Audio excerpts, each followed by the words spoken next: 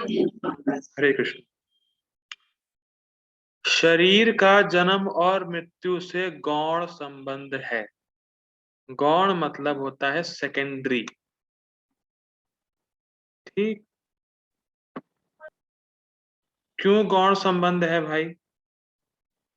क्योंकि जन्म मृत्यु का आधार है धर्म और अधर्म, और धर्म और अधर्म का आधार है आत्मा। लेकिन फल भोग करने के लिए वी नीड बॉडी। इसीलिए जन्म मृत्यु का उससे डायरेक्ट संबंध तो आत्मा से है। क्योंकि जन्म मृत्यु धर्म, देखिए जन्म मृत्यु का आधार धर्म अधर्म, धर्म अधर्म का आधार है आत्मा। इसीलिए लेकिन आत्मा को चाहिए शरीर फल भोग करने के लिए। इसीलिए शरीर एक तरीके से सेकेंडरी है। इसीलिए शरीर अतिरिक्त है, एक्स्ट्रा है, उसका कोई खास महत्व नहीं। समझ में आ रहा है? आ ही रहा होगा मेरे ख्याल से, टफ नहीं है। आ गया कि नहीं आ गया? यस प्रभु जी, आ रहा है। यस। ठीक है। यदि, अब यहाँ पे एक्सप्लेन कर रहा हूँ इसी बात को।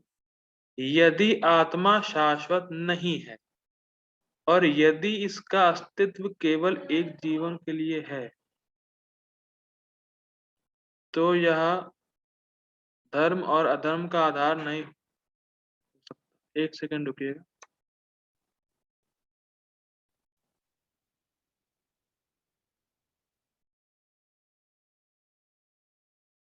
हरे कृष्णा। हरे कृष्ण। सॉरी, कुछ कुछ डिस्टर्बिंग एलिमेंट्स आ जाते हैं कभी कभी, तो दिक्कत हो जाती है। ठीक है, मैं क्या कह रहा था? हाँ, आगे पढ़ रहा था। यदि आत्मा शाश्वत नहीं है और यदि इसका अस्तित्व केवल एक जीवन के लिए है, तो यह धर्म और अधर्म का आधार नहीं हो सकता है। तभी धर्म और अधर्म फिर शाश्वत हुआ कैसे? कैसे नहीं हो सकता? क्योंकि पहले किए गए कार्यों के फलों को यह प्राप्त नहीं कर सकेगा। जैसा मैंने बताया, धर्म अधर्म शाश्वत है क्योंकि उसको फल, उसको भोगने हैं आत्मा को, और आत्मा शाश्वत है। इसीलिए वो धर्म और धर्म के फल भोगने के लिए बार बार जन्म मृत्यु जन्म मृत्यु जन्म मृत्यु होता रहता है और कर्म फल मिलते रहते हैं। ये तो बड़ी सिंपल है। अब सबसे टफ लाइन आ रही है, इसको समझने में मेरी हालत खराब हो गई थी। और साथ ही वह उन फलों को प्राप्त करेगा जो पहले नहीं किए गए।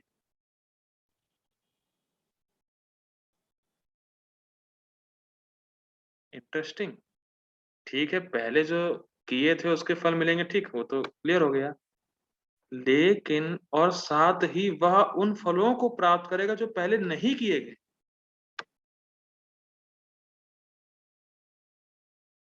अपूर्व प्रभु जी कुछ बोलना चाहेंगे, मुझे लग रहा है हमको समझ में आ गया।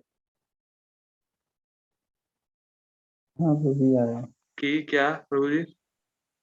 जैसे हमने अभी कुछ अधर्म और धर्म किया, तो अब हमें नेक्स्ट बॉडी मिलेगी, तो हम वहाँ जो रिएक्शन झेलेंगे वो तो मेरे पिछले हिसाब से है, फल भोगेंगे वो तो पिछले हिसाब से है। लेकिन इस बॉडी में जो अभी है वो भी तो कर्म करेंगे ना, वो नहीं है। वो मतलब नहीं है कि वो नहीं है। अब वो नहीं है। नहीं, हमें लगा कि शायद यही है। जी क्या कह रहे हैं? हमें लगा कि यही है कि अभी भी कर्म करेंगे तो आगे भोगेंगे। ना, वो वही कह रहा है, वही तो बात है। हम्म, जो कभी कर्म हम्म, करेंगे उसका फल आगे मिलेगा। लेकिन यह कह रहा है जो हाँ कभी पहले किए ही नहीं गए उसके फल मिलेंगे। पहले से ही अभी यह ट्रांसफर यस हो रहा है। यस प्रभु जी, आप सही कह रहे थे, नहीं समझ में आएगा। जो पहले नहीं किए गए हैं, आप जैसे लिखा होता अभी कर रहे हैं उसके नहीं, वो तो ठीक है। जो पहले किए ही नहीं गए हैं, जो कभी किए ही नहीं गए, उसके फल कैसे मिल सकते हैं आपको जब कुछ किया ही नहीं हमने? पॉइंट है। प्रभु जी एक्स्ट्रा रिएक्शन क्यों मिलेगा? एक्स्ट्रा अच्छा हाँ, वो तो मैं बताऊंगा, मुझे लगा आप कुछ बताने जा रही हैं, वो तो मैं बता रहा हूँ क्या होगा इस लाइन का मतलब। प्रभु जी, जी माता जी। समझ ही नहीं जो आया।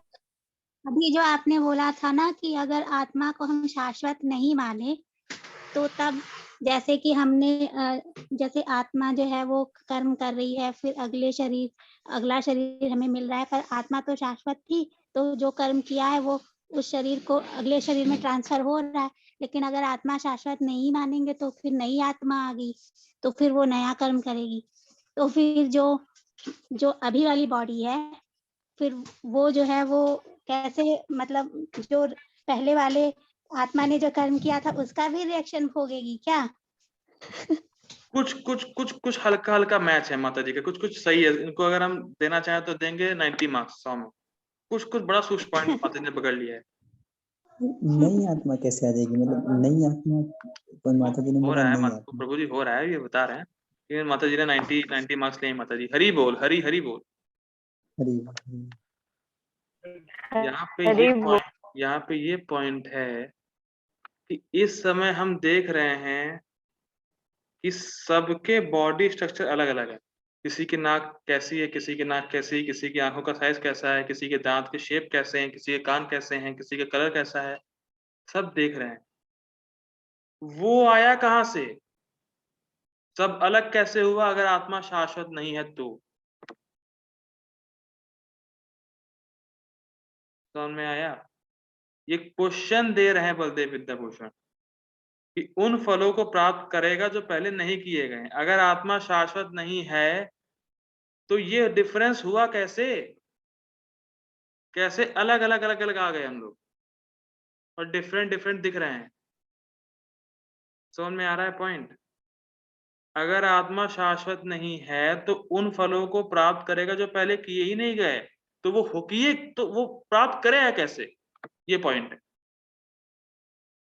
हम लोग भी प्रीचिंग में ऐसा ही कहते हैं कि भाई अगर आप कर्म को नहीं मानते, कर्मों के फल को नहीं मानते, टाटा बिरला के घर में पैदा जाते, आप अंबानी के घर में पैदा जाते।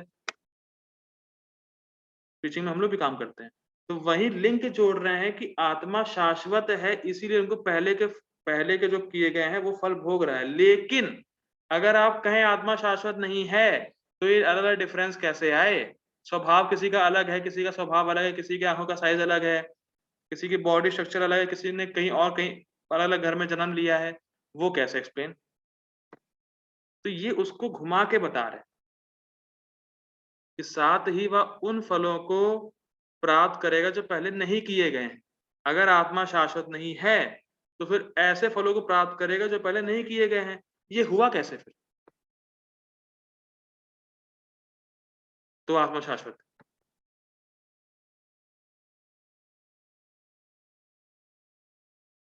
हरि बोल, हरि बोल। माता जी ने कुछ पॉइंट सही पकड़ा था, ये बात है। तो यहाँ पे वो लोग आत्मा शाश्वत है इसको तर्क से, इसको न्याय से प्रूव कर रहे हैं। लेकिन एक बात याद रखनी पड़ेगी, वो लोग कभी भी कर्म फलों में ही अटके हुए हैं। वो ये नहीं समझ पा रहे कि भगवान का धाम भी उनको लगता है जन्म और मृत्यु चलता रहेगा। ये फिलॉसफी में फॉल्ट है। तो अर्जुन से यही कह रहे हैं, भैया बेटा अर्जुन, जन्म मृत्यु जब हो ही रहा है और कर्म खत्म इसका है तो ये मर ही जाएगा, तो तुम निमित्त बनो ना इसको मारने को। अगर तुम निमित्त नहीं बनोगे, तुम अधर्म करोगे, उसका रिएक्शन आएगा, फिर तुम्हें बाद में दिक्कत आएगी। तो डू फाइटिंग, अगर तुम ये सिद्धांत मानते हो तो।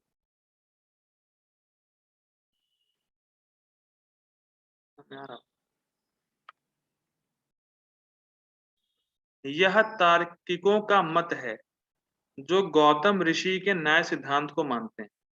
मतलब गौतम न्याय है, गौतम ऋषि के न्याय को मानते हैं। तो इस सिद्धांत के अनुसार भी व्यक्ति को आत्मा के लिए शोक का त्याग कर देना चाहिए कि जैसा ऐसा वो कर्म कर रहा है वैसा फल मिलेगा उसको। सिंपल है, जन्म मृत्यु होता रहेगा। तुम काहे शोक कर रहे हो? मारो। लेकिन अगर तुम नहीं मारोगे, तुम अधर्म कर दोगे तो दिक्कत। समझ में आ रहा है? बड़ा इंटरेस्टिंग है श्लोक। यहाँ ही शब्द का अर्थ कारण से है। जातस्य ही ध्रुवो मृत्युर, जन्म मृत्यु का कारण है, मृत्यु जन्म का कारण है। मतलब दोनों आपस में कोरिलेट है। ये कहने का मतलब, ठीक है। आगे पढ़ते हैं। शाश्वत आत्मा जो कर्म के नियम के अनुसार जन्म ग्रहण करती है जातस, जैसा उसने धर्म धर्म किया है वैसे ही उसको जन्म लेना पड़ेगा। उसकी कर्म के विनाश के कारण मृत्यु निश्चित है। ये बड़ा सूक्ष्म पॉइंट है, कर्म का विनाश के कारण। ये क्या, बड़ा इंटरेस्टिंग, ये भी बड़ा सूक्ष्म पॉइंट है। कर्म के विनाश के कारण, कर्म का विनाश कैसे, क्या जो भी आपने, ये बड़ा ही इंटरेस्टिंग है, जो भी आपने धर्म अधर्म किया उसका अगर फल आपको जो है सारा मिल गया, कौन, जो अभी किया उसका बाद में मिला, सारा मिला, गॉन। जो इसमें किया था बाद में मिला, खत्म, गॉन। गॉन, खत्म, गॉन आए, गॉन आए, ऐसे आते जाते आते जाते। अब समझ में आ रहा है?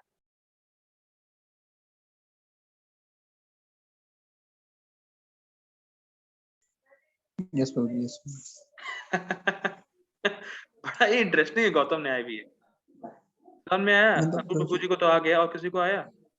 प्रभु यही है ना कि जितना कर्म किए उतना का फल मिल गया, अब खत्म।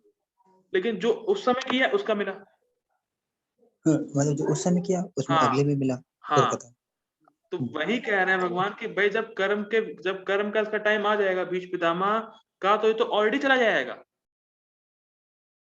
लेकिन अगर तुम नहीं कर्तव्य करोगे तो तुम दिक्कत में पड़ जाओगे आगे, तो यू फाइट।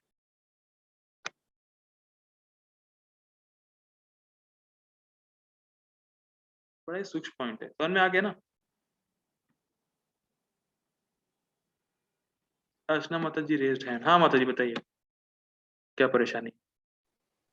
प्रभु जी, कर्म के विनाश के कारण लिखा है कि मृत्यु निश्चित है, तो जब कर्म का विनाश ही हो गया तो फिर तो हम मुक्त हो गए ना, तो फिर हमारी फिर जन्म होगी ही नहीं।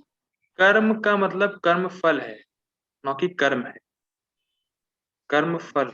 हाँ, तो कर्म फल भी खत्म हो गए तो फिर हम जब फल लेने हमें आना ही नहीं पड़ेगा वापस, ना तो ना मतलब ना मुक्त ना हो गए ना ना। ना ना ना ना ना ना ना ना ना ना ना, समझी नहीं आप? मान लीजिए पिछली लाइफ में मैंने धर्म धर्म किया, ठीक, उसका कर्म फल लेने के लिए इस लाइफ में आए, ठीक, हम्म इस लाइफ में भी धर्म धर्म करेंगे, हम्म ठीक, पिछला फल गया, इस लाइफ का धर्म धर्म रह हम्म। गया, उससे आएंगे।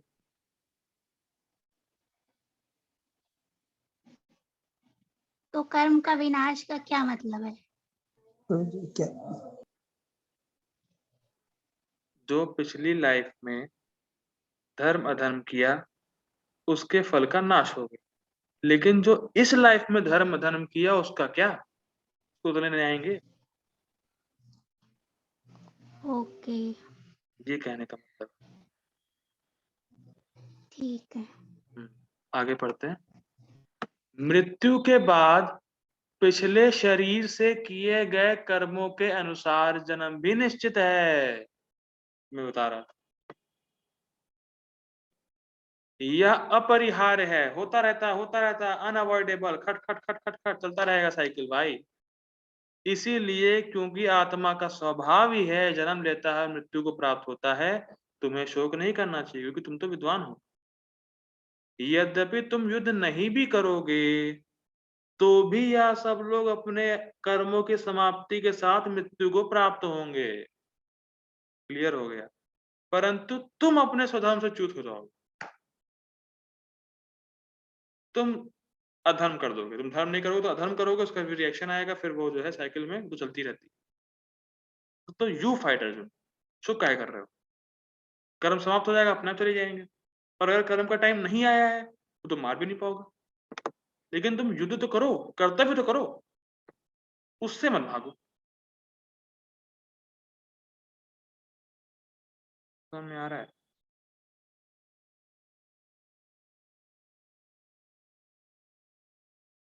आज यहीं रुकते हैं फिर। बड़ा हैवी हो गया लग रहा है। मैं अब रिकॉर्डिंग ऑफ कर रहा हूँ, किसी को क्वेश्चन हो तो पूछ